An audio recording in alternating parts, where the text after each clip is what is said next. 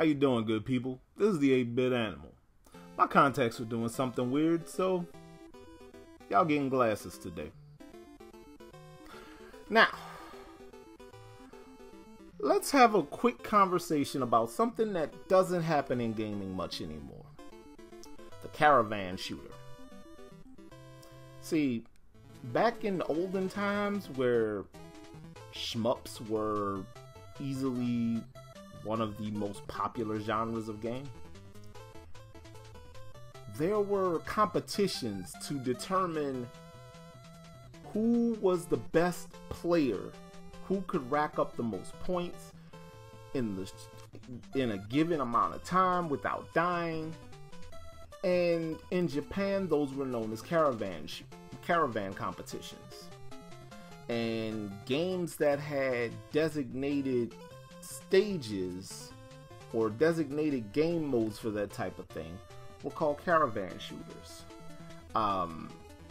One that I fondly recall and own and have played ad nauseum is Summer Carnival 92 Rekka.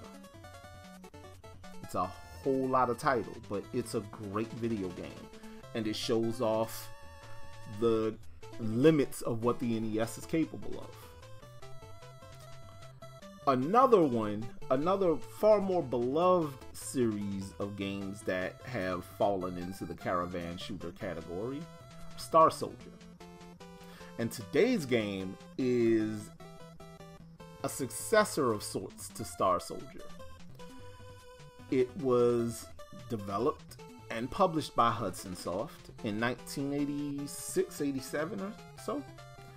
And for my money, it takes the tough as nails gameplay and speed of Star Soldier and kind of combines it with the bare bones approach that the game that inspired Star Soldier, Star Force, is responsible for.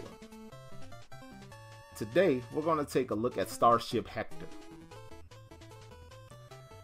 Now, Starship Hector, or Hector 87 as it was initially known in Japan, it takes place in two different perspectives. So levels will alternate between horizontally scrolling and vertically scrolling. And there really isn't much in the way of power-ups in this game. The only pickups you get are to refill your health meter. And this game having a health meter is an absolute godsend because it's hard. This game is brutal. This game will beat you up and roll you and take your and pat your pockets down after it beats you up. And that's saying a lot for a game from 1987, but if you don't believe me, try to play it. This game, sure, it's primitive by today's standards, but this game ain't easy at all. There's not much in the way of story, and the text at the end of the game is some absolute word salad, and I don't know what's going on there. Exactly, Bridge. Yeah, this game is, but the game is fantastic for what it does, though, and that's give you a tough as nails shooter experience. Also, it does have dedicated caravan modes in the game, like 2 minutes and 5 minutes, I want to say. When you start the game, you see start and score. And score is where the score attack situation is located. This is, again, a fantastic piece of video game. An old example of a shmup. A much better example of a shmup than, say, the NES port of 1942. But we're not dunking on Tosei today. We're singing the praises of Hudson, who was purchased by Konami, meaning that Konami has the rights to this. They won't do anything with it. They should, though. Because, yeah, a compilation of these classic of these classic Star Soldier games and Star Soldier spin-offs, it would be a great idea. Get M2 on that. How about that? Now, if you would like to get your hands on a copy of Starship Hector, prices vary wildly. I've seen copies for as low as about $10 and as much as $32.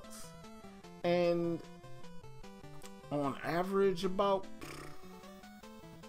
$16 to $22 is a good rolling average.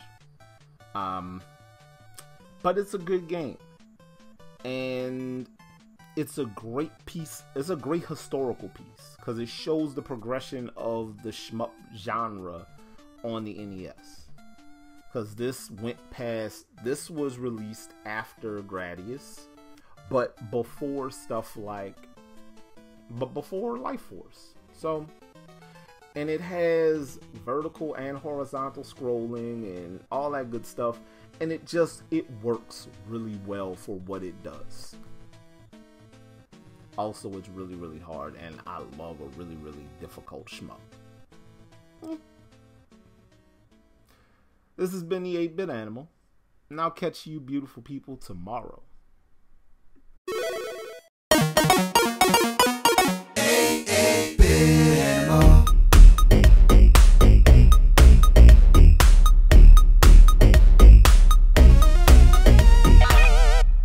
Tomorrow.